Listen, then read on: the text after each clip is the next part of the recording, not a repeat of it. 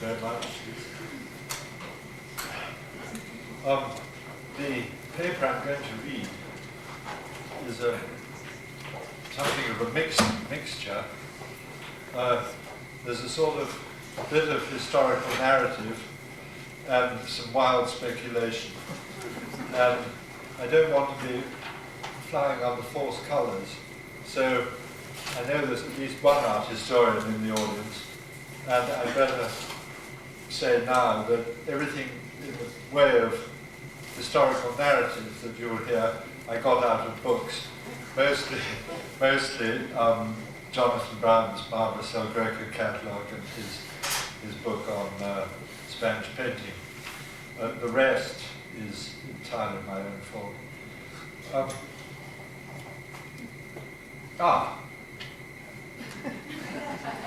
That's a propitious. There we are. Can you hear me all right?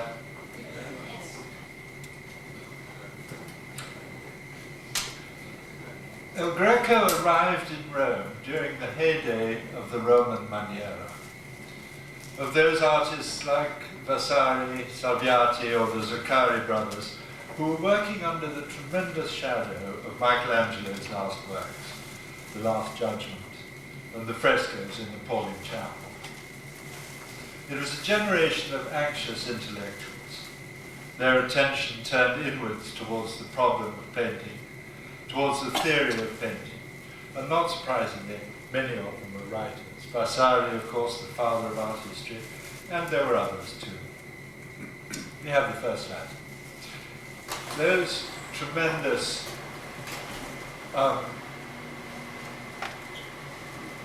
sorry, could we go on to the next one? It was a bad beginning. The next slide, please. No. There we go. The next one on the left. Good. Thank you. Those tremendous despairing figures that loomed in the frescoes of the Pauline Chapel belonged to a new race.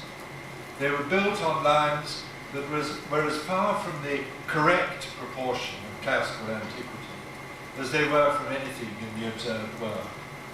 And that is to say, also, from the aesthetics of the early Renaissance, from the principles that Alberti had laid down in the 15th century as the foundations of the new art: measurement, observation from nature, proportionate relationships of part to whole.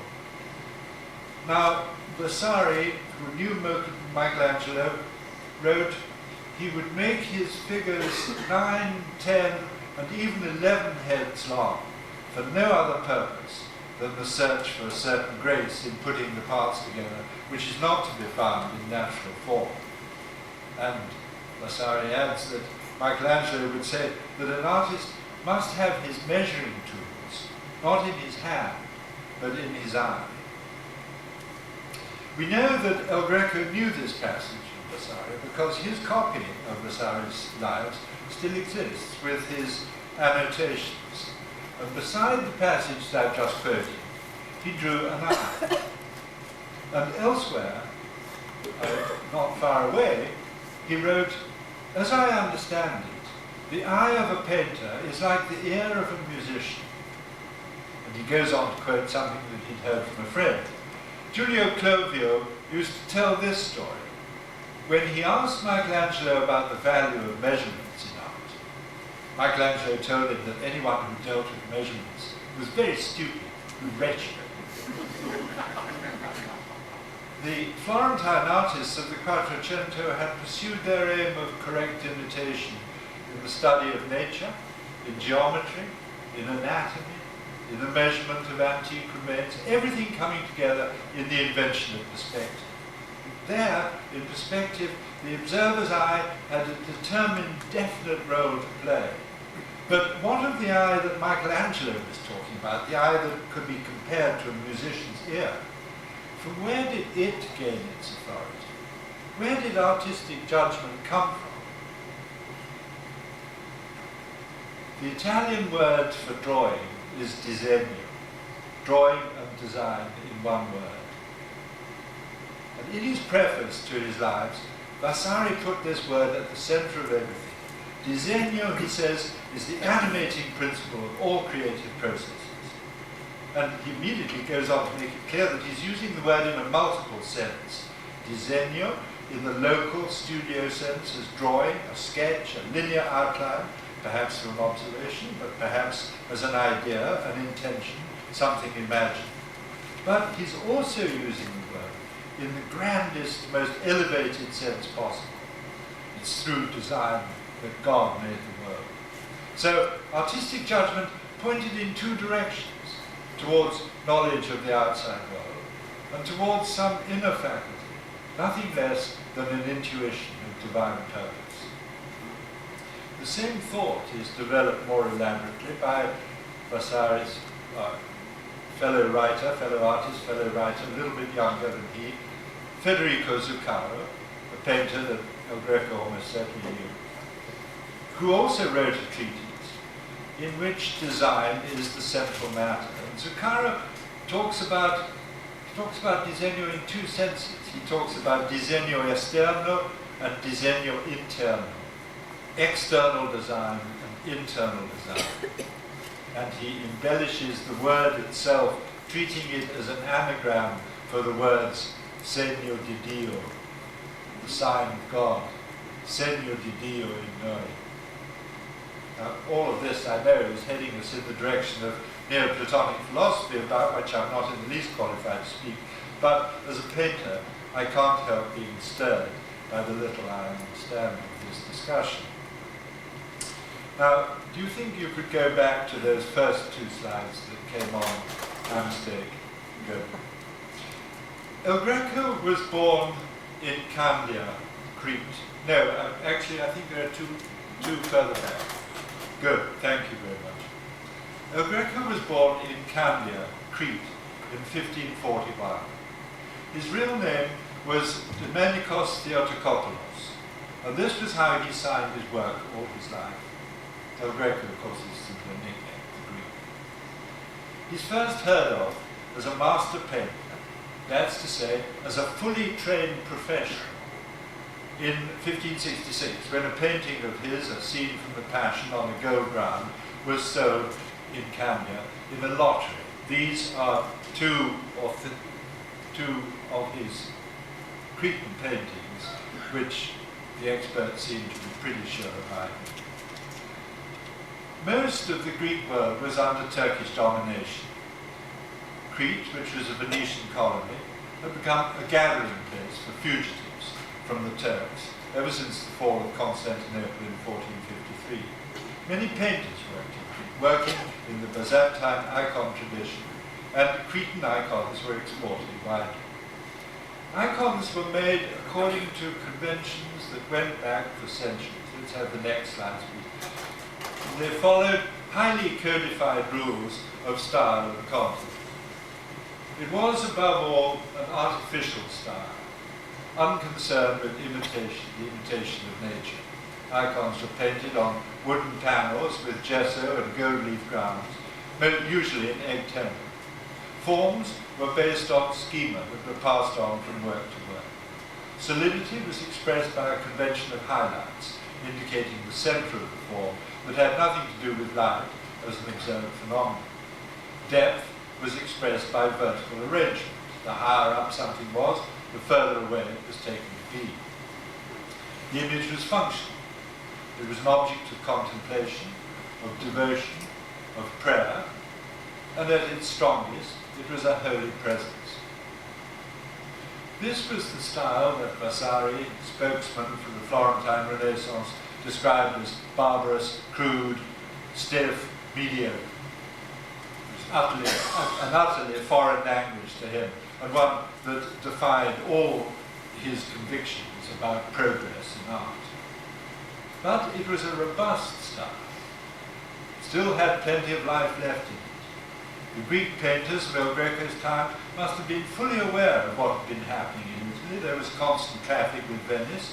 Two of the best-known Cretan painters, George Losas and Michael Damaskinos, spent time in Italy in the 1570s working on the decoration of the Greek Orthodox Church in Venice, San Giorgio di Greco.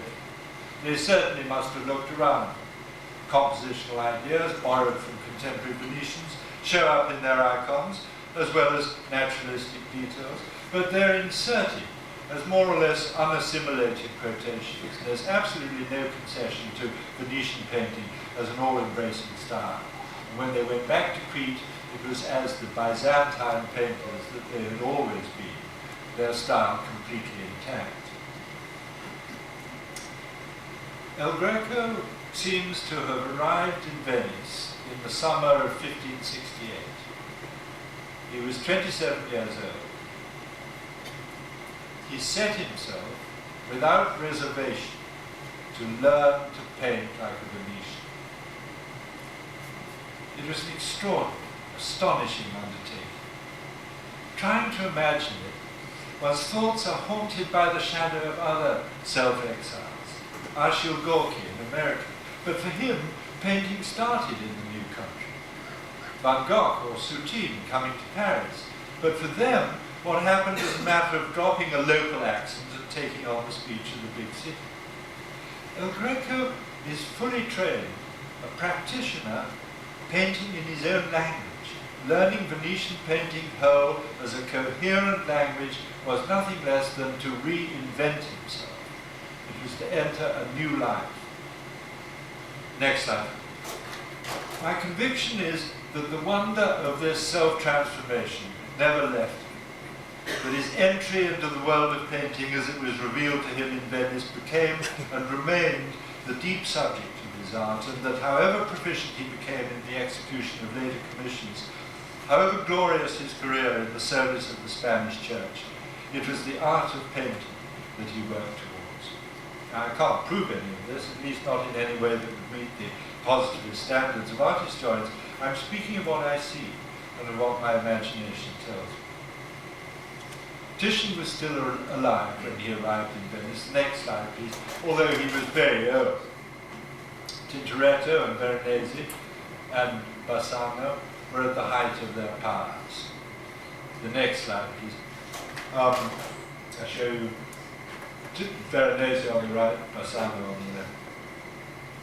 There's no evidence that I know that puts El Greco in direct contact with any of them, but he clearly looked at everything that was going.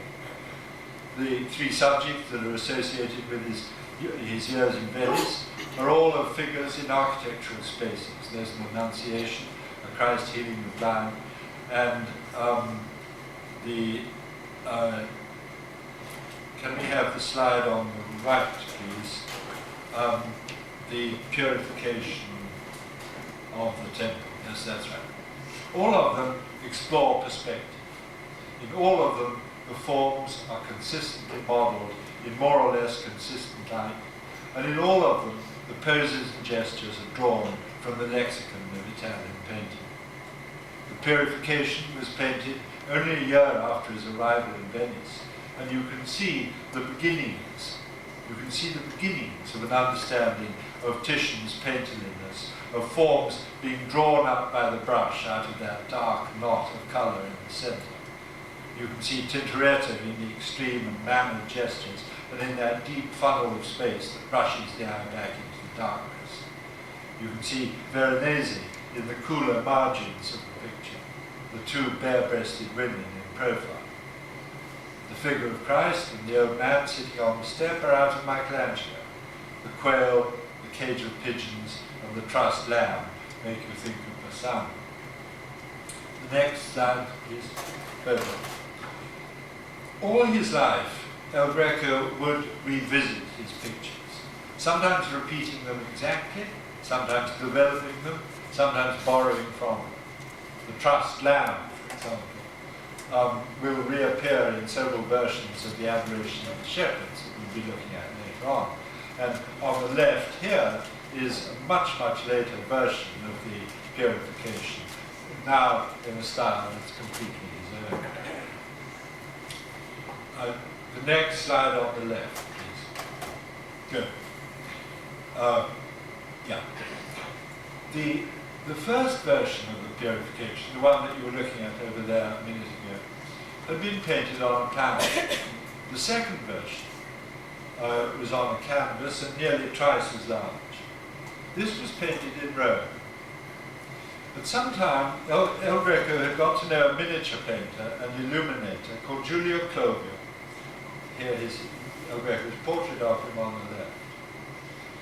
He had very strong connections with the humanist circle around Cardinal Farnese in Rome. And there's a letter to Farnese in which Giulio Clovio recommends a young caveat who is a disciple of Titian. Obviously it's El Greco, and he asks Cardinal Farnese to allow him to take up lodgings in his palace. Clovio was a learned man and also a collector. He'd known Michelangelo personally, and also, interestingly enough, he'd known Bruegel, and he had drawings by both of them, as well as by Dürer and most of the Italians of his time. The Palazzo Farnese, where El Greco now found himself in the fall of 1570, was probably the most active centre of humanist learning in Rome. The man at the heart of it was the librarian, Fulvio Orsini, the foremost classicist of his time. Orsini also was a collector and had paintings and drawings by Michelangelo, Raphael, Titian. The list is very, very long indeed. And in the inventory made after his death, there were no less than 7 paintings by El Greco. So El Greco had landed at the very centre of things, the most learned, the most sophisticated, as well as one of the grandest palaces that any young painter could expect to find himself in. The 4 heads you see over in the bottom corner of the Minneapolis purification are of Titian, Michelangelo, his friend Giulio Clovio, and Raphael.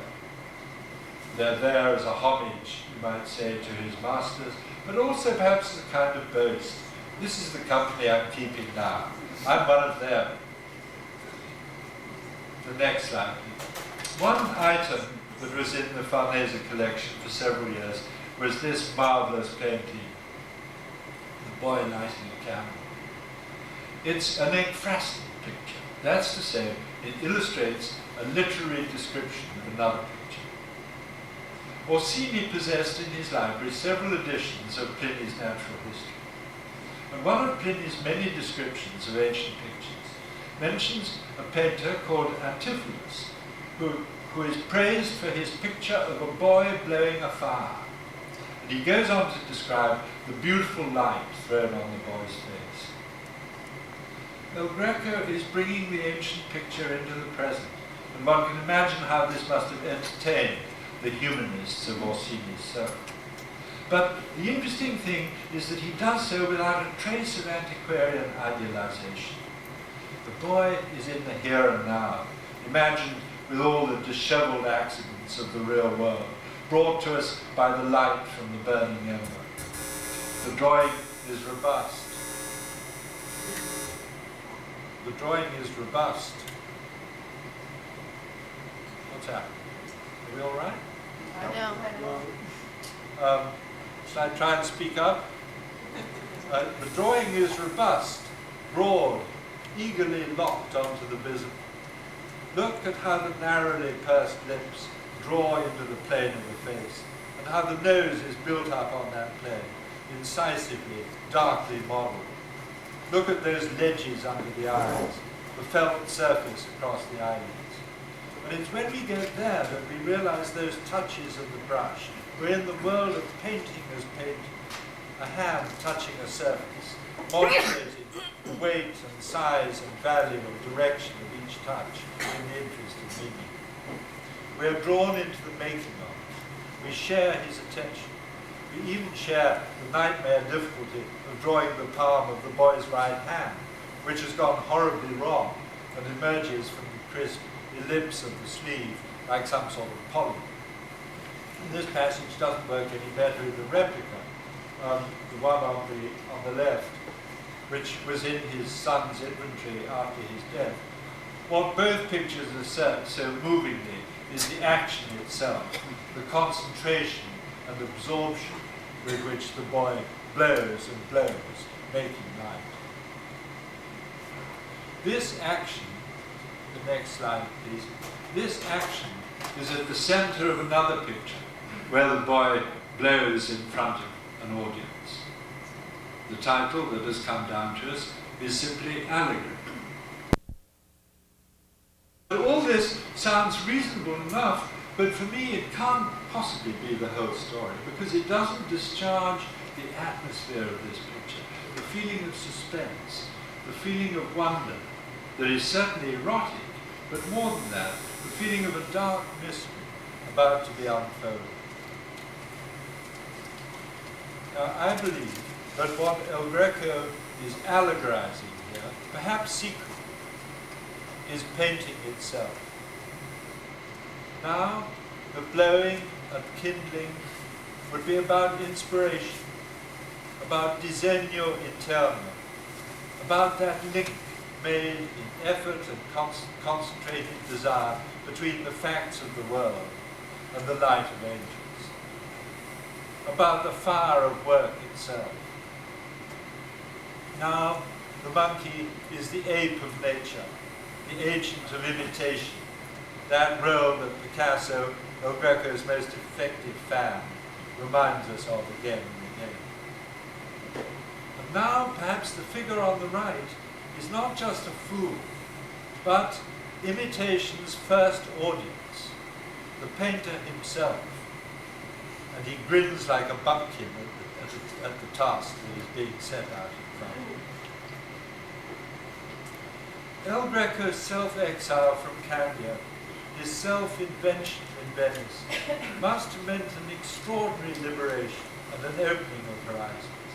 Consider what it would mean to leave the Byzantine craft studios with their more or less orderly way of doing things, their tightly circumscribed vocabulary, for the world of Venetian painting, everything that involved in terms of drawing, of representation, in terms of modeling by light, of space and solidity, of color and structure, the vast expansion of subject matter, everything that Renaissance naturalism had inaugurated in the name of imitation.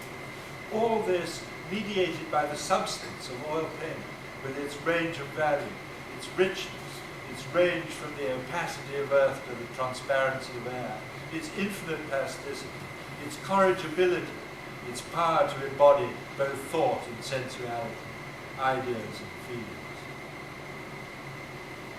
One of the lines that appears in the margin of El Greco's copy of Vasari reads, "Painting, because of its universality, becomes capable of speculation." El Greco was in Rome for 5 years. He became a member of the Academy of St. Luke, and this qualified him to set up his own workshop. But for whatever reason, he never found important commissions there. Several of the people he met at the Palazzo Farnese were visiting scholars and churchmen from Spain. One of these, Louis de Castilla, became a particular friend. De Castilla was the son of the dean of the cathedral chapter in Toledo, one of the most powerful churchmen in the city. And this was how El Greco made his first contact with the city that is always associated with his name. El Greco also had his eye on Madrid, where Philip II, the most active patron of the arts alive, was on the point of completing his vast palace, the Escorial, and was recruiting Italian artists for its decoration. Next slide, please. El Greco's first attempt at royal patronage was with the weird painting called Worship of the Holy Name.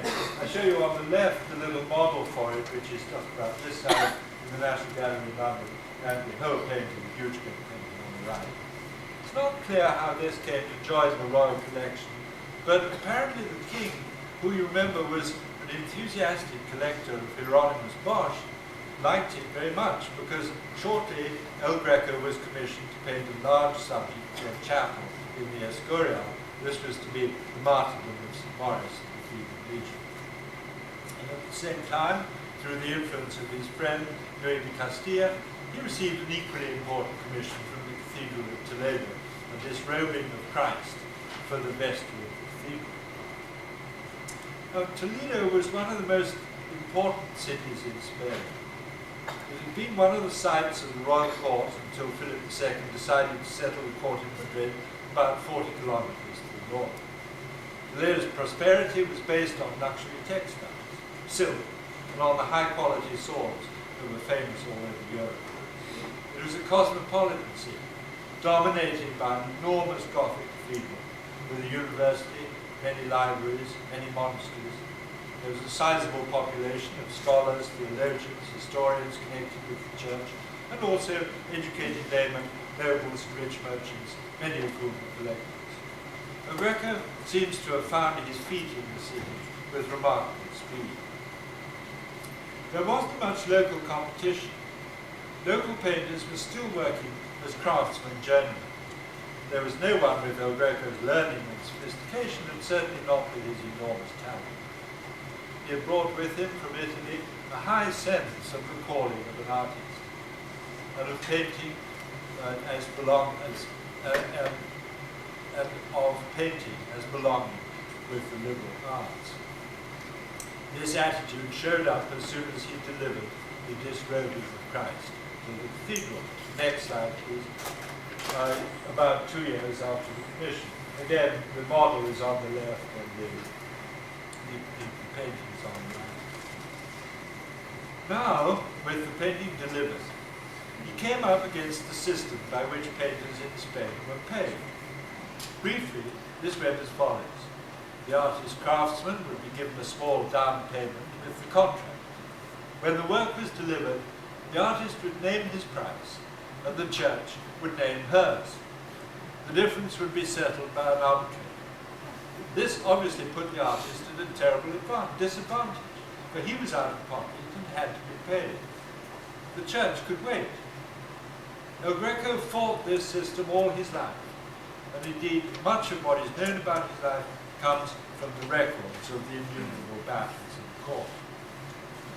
One can't help admiring his nerve. He was, after all, a comparative newcomer and a foreigner, but he knew who he was. This is evident from the unhesitating, masterful sweep and confidence of these first two commissions, the first two opportunities that he had to show what he was capable of. And he had never lacked nerve. An interesting story was told by a painter in Rome. While he was there, while El Greco was there, the new Pope had decided that there was too much nakedness in Michelangelo's Last Judgment, and there was discussion as to who could be found to paint drapery over the offending parts. When he heard of this, El Greco made the proposal to the Vatican that instead of tinkering with the details, he would be prepared to start over and paint an improved version of the whole work. I like to imagine gossip in the wine bars in Rome after that. The court battle for the payment for the disrobing was complicated by the fact that the church's advisors objected to features in the painting. The three Marys in the foreground weren't mentioned in any of the Gospels, only in the Apocrypha, and the heads in the crowd came higher than Christ's head. El Greco had asked for the unheard of sum of 900 ducats. After months of litigation, he settled for 200. But he refused to change anything in the painting. And this pattern was repeated more than once later.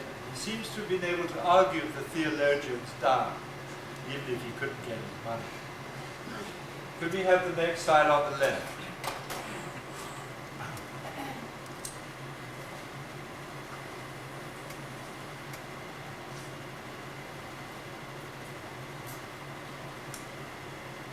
It's possible that his recklessness in Toledo was because he expected to move on to Madrid. But this didn't work out, because when he delivered the martyrdom of St. Maurice and had settled the payment for it after the usual battle, it turned out that the king didn't like it at all. El Greco had seriously miscalculated the royal taste. Hieronymus Bosch and other eccentricities were all right for the king's private collection, but this was a public work for an important chapel, and it was a different matter. Now, Greco had conceived the painting in the terms of Roman high-style maniera. Style, elegance, complexity, formal interest, difficulty, all came before narrative clarity. The devotional focus was meant to be the martyrdom. But this is tucked away into the little figures on the left. And the foreground is filled with the stylish figures of the saint and his officers, debating the pros and cons of martyrdom. The central dogma of Counter-Reformation aesthetics has been violated, that a thing is beautiful in proportion as it is clear and evident. But about the disrobing, I want to draw your attention to two features. First, the extraordinary realism, a realism that seems to anticipate Caravaggio in its forcefulness. I'm thinking of those heads, the particularization of those jostling figures, those twists and turns and foreshortenings, of that figure at the back who points accusingly at us, of the rendering of the armour against the broad folds of Christ's robe. And second, the way that in contrast to the earlier paintings we were looking at, the purification of the temple, perspective has been quite put away. Forms are crowded towards the front, tightly packed. One feels that there's only just enough room and no more for Christ's foot or for his outstretched left hand. And once we see this tight-packed quality in the disrobing, we see it too in the St. Maurice, on the face of it so much more openly composed. It comes to us through the affinities that connect the rocks in the foreground with the swelling bumps on the men's tunic, the floating banners above them, and the clouds that support the glory overhead. It's as though the whole painting, nearly 14 feet of it, is felt as a continuously modelled surface. By the early 1580s, El Greco had settled in Toledo and was running a busy workshop. He lived in a grand style, a style that must have astonished the local patrons. He was surrounded by a group of patrons, professors at the university, doctors of law and theology, people sophisticated enough to recognize his quality as an artist and broad-minded enough to accept him as equal. But compelled as he was to compete on an open market, having lost his chance with the patronage of the cathedral because of the quarrel over the disrobing, and also of the court, the royal court, because of the failure of the St. Maurice, he was often in debt, and in the last years of his life, he was threatened with bankruptcy. The next slide, please. The burial of Count Orgaz, El Greco's absolute masterpiece, was completed in 1586. He'd been in Spain for 9 years now. He was 45 years old. It was 18 years since he'd left Crete.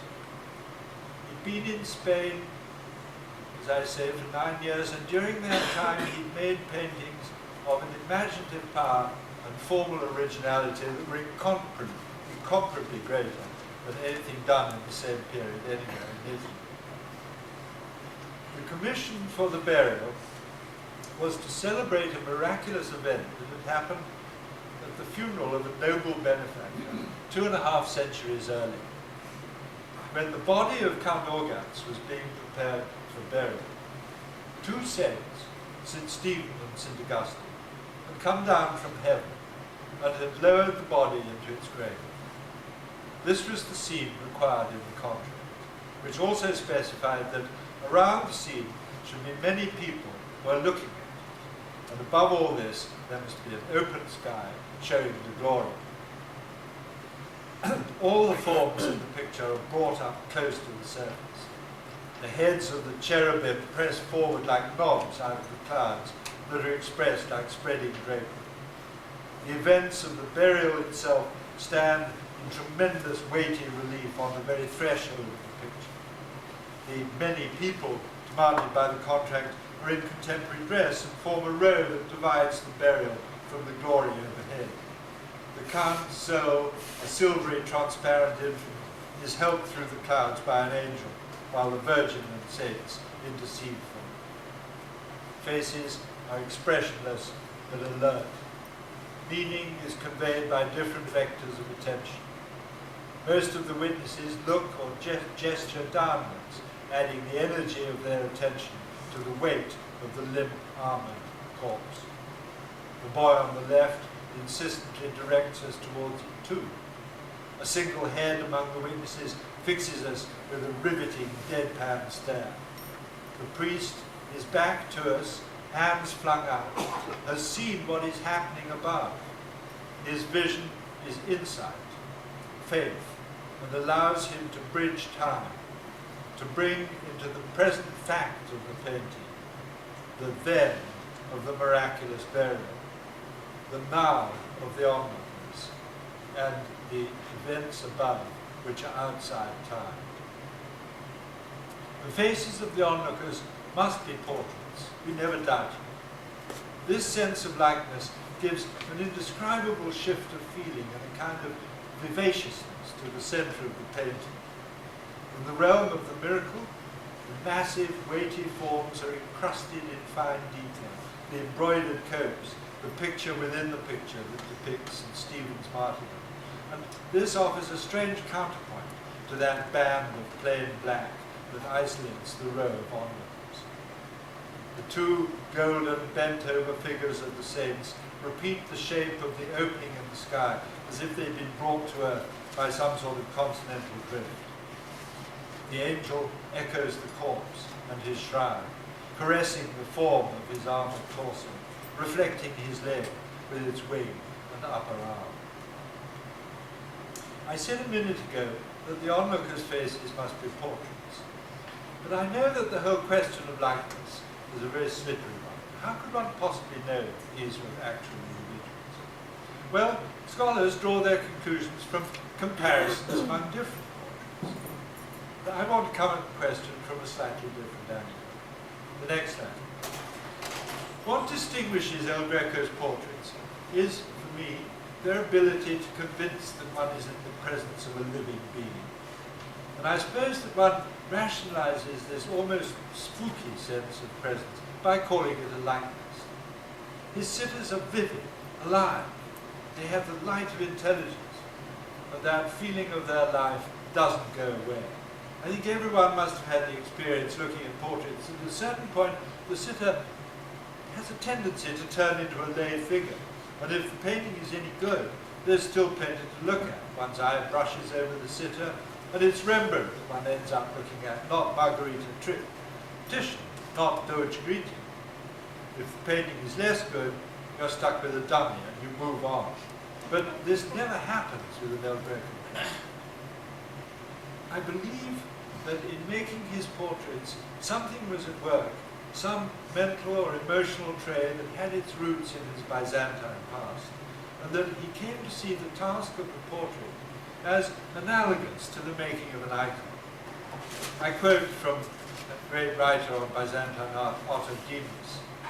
The icon, he says, if it is created in the right manner, is a magical counterpart to its prototype, and has a magical identity with it. To achieve its magical identity with the prototype, the image must possess similarity. Demas goes on, the image is not a world by itself. It is related to the beholder, and its magical identity with the prototype exists only for and through the beholder. The next slide. Now, obviously, what would be entailed in recognizing the identity of the image with its prototype would be a fusion of signified and signified. The holiness of the icon depends on our not seeing it as paint and gold leaf applied to a plank of wood, but on seeing the two together as a single entity, the image and the thing that gives us the image. Now, people who've thought a lot about these matters, Ernst Chris, David Friedberg, and others, have made the point that when belief in this identity is at its strongest, it doesn't matter how unrealistic the image is, magic or belief or whatever you want to call it, makes up the difference. When belief weakens, likeness must bridge the gap. Now, El Greco's portraits are secular, of course. Belief in this religious or superstitious sense isn't an issue here. But art is driven by imaginative conviction, a kind of faith. The image, Demas reminds us, is not a world by itself. Its identity with the prototype exists only for and through the beholder. El Greco's late coming to the art of painting and allowed him to see particularly clearly that whatever the task set out by his patrons, it was he himself who was the first beholder of his work, and that the fusion of paint and likeness that brings the individual sitter as so irrefutably into our present came about in the first instance for and through him. The next slide. I show you some examples of a subject that he painted several times for the side walls of his altarpieces. The subject is the adoration of the shepherds. And here, I'm afraid I have to apologize about the slides. I found it almost unbelievably difficult to get these slides of El Greco. There's something about it, maybe it has something to do with the actual physical dimensions of his work that makes them terribly hard to photograph. But I'm afraid you perhaps have to take a lot of what I say about these paintings on faith. There are many variations of, he painted this subject that he obviously loved many times, and there were features in these complicated chapels, these altarpieces that he would paint, where there would be the main painting would be over the altar, and then perhaps there would be as many as four major subjects on either side, all of them contributing in some way to the narrative of the main painting. There are many variations of detail in the adoration of the shepherds, but the main features are constant. Tall, narrow canvas, the earthbound shepherds, the angels overhead, the baby in the center, light streaming from its body, and behind it all, the broken vault, standing for the old unredeemed wall, the old unredeemed world. I'm not sure even in these slides whether you can see the architecture behind, but it's an important feature. This long, tall, narrow vault, somewhat broken. Light structures the scene laterally. The vault structures it vertically. Its pier indicates a vertical armature linking the sky and the ground. In the Prado version, that's the one over on the right, it's like a boundary between the Holy Family and the shepherds. Sometimes it's a fissure, sometimes it's a wall between them. One can feel the whole painting as a series of folds or hills and valleys in a continually modelled sense. And this feeling is strengthened by the close packing of the different events. Look, for example, at the way the ox is jammed in between the shepherds. Differently, you see, I don't know if you can see it, he just finds room to fit his head in right here, and over there he thrusts his head even closer, and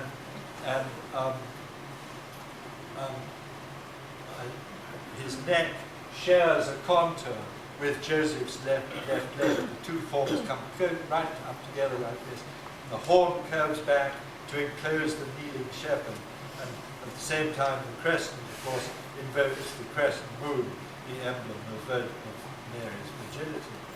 And look at how the trussed lamb over there, the trussed lamb that we first met in the earlier painting we were looking at, look at how the trussed lamb is fitted into the space under the right foot of the standing shepherd. Lamb and rock are present to us simultaneously, and how we found that moment again in the angel's feet on the cloud immediately above, but now pitched at a miraculous angle. Next slide on the left. Sorry, on the right. Take that one off. That's it. Good. This is the bit. Now, talking about the burial of Count Organs, I said something about how the different vectors of attention enhanced or propelled our reading of the events. In meta-adoration, the attention that the onlookers bring to the child, their gestures of wonder, are brought to us by an astonishing sequence.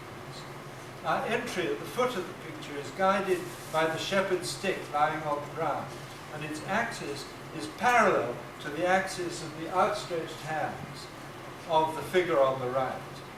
His gesture and his gaze drive us towards the baby, and on, beyond the baby, to the shepherd in the white shirt, whose arms repeat his gesture, flying up in ecstatic excitement, but mirroring it in a new key, going from dark to light, from downwards and old and solemn to upwards and youthful and joyful. All of this happens through a series of almost dreamlike transformations in which everything that is pictured, nameless background shapes as much as limbs or faces, is subject to displacement and condensation and geometric refiguring that takes one continually by surprise. The next slide, please. Drapery plays a part in this. I've already remarked on how often clouds are treated like drapery, or how sometimes whole pictures seem folded like drapery. An extreme example is in a much smaller picture, The Agony in the Garden. The version on the right is probably actually a workshop version. It's in the National Gallery in London. The one on the left is in Toledo, Ohio. The moonlit sky swirls over the rock behind Christ, folding it forward so that it seems to be thin and substantial at the same time, like Christ's robe. The angel hovers in front of Christ, but within the same formation, part cloud, part drapery, that wraps the sleeping apostles at some indeterminate distance back. It feels almost as if the whole painting is built out of folds of the same substance. And I think that again, we must remember the unique features of El Greco's formation, his discovery of the art of painting. Is it too far-fetched to think that this feature of his painting had something to do with canvas, with the experience of making images on cloth?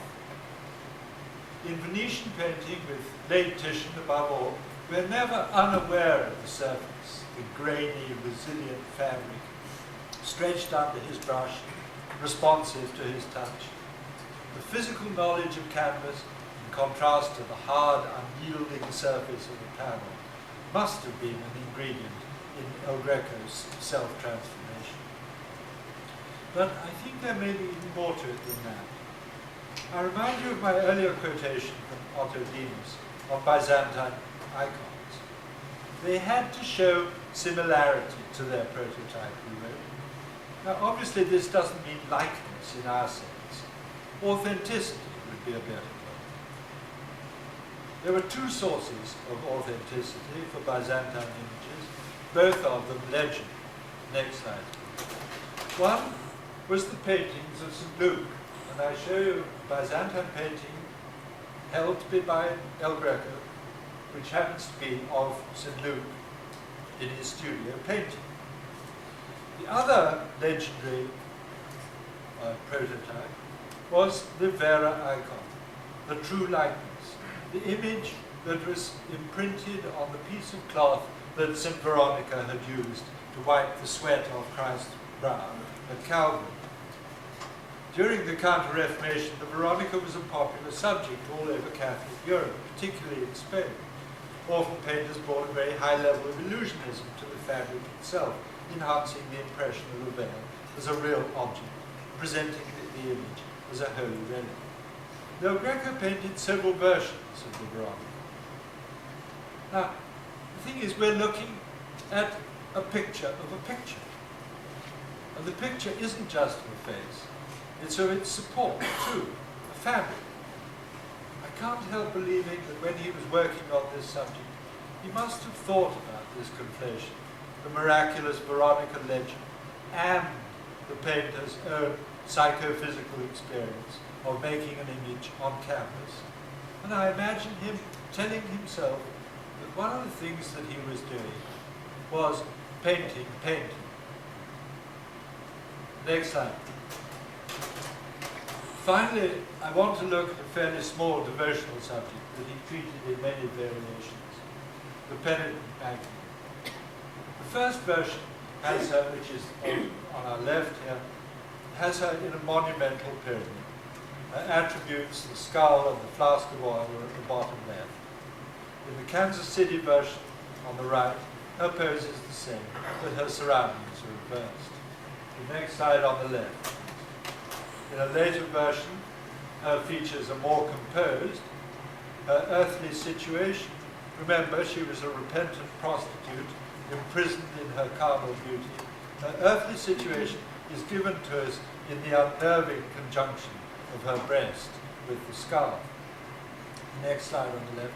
In a later painting still, she's in a mood of saintly contemplation.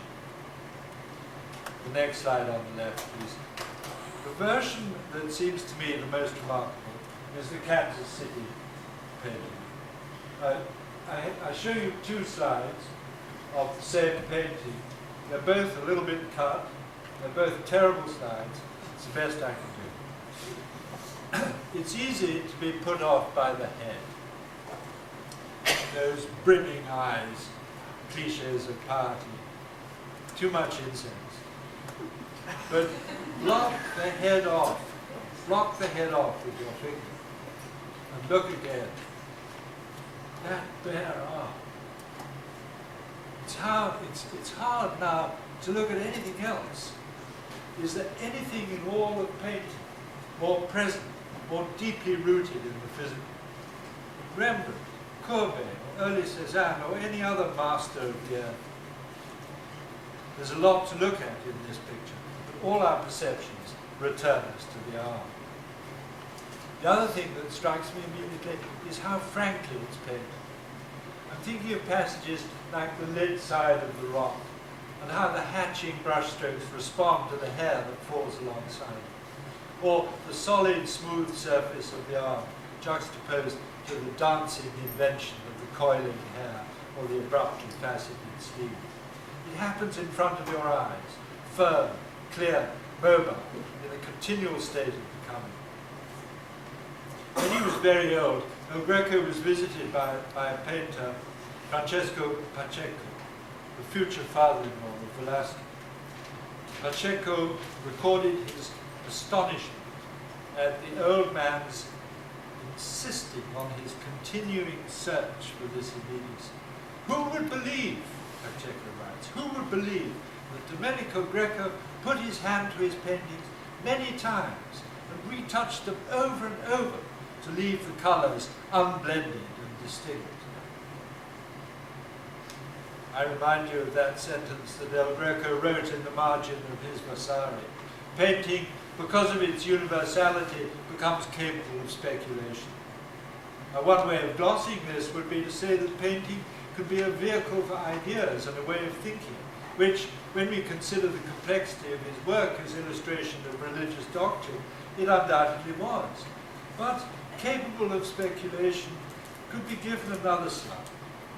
Perhaps he was thinking of the act of painting itself and of the constant dialogue that flowed between the marks on the canvas and his mind, between the outward vision and his inner eye, about that mysterious realm where invention, recognition, doubt, transformation, that we call seeing as, are aroused and consummated by the material itself.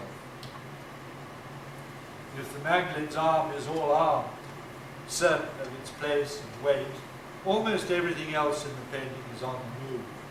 Is the rock behind her, or in front of her, or is she leaning on it? The fact that we can ask this question doesn't mean that there's anything insecure here or weak. On the contrary, the multiple possibilities are given on firm ground, and we can manipulate them as our viewing requires. The sky, filled with brilliant moonlight, moves to join her. Great wings spread over her, feathered in clouds and rock. The moonlit aura around the opening in the clouds is like a misplaced halo. It is like a mouth, and mimics the shape of her mouth on an opposing axis, as though the sky is responding to her. The silvery white of her gown, the transparent veil, the deep blue mantle, all recapitulate in a denser key the colours and transparencies of the sky. Her extravagant curls, those marvellous gold corkscrews, fall parallel to the tresses of ivy, and the pairing joins her to the natural world, and at the same time the formality of those spiral curls distinguishes her from them. Her aspiration, her upward longing, is recapitulated in each of the features I've just described. And if you notice the precise parallel connection between the lower contour of her arm and that mysterious crack in the sky, and then between them, the straight edge of the veil, you discover something like the rungs of a ladder.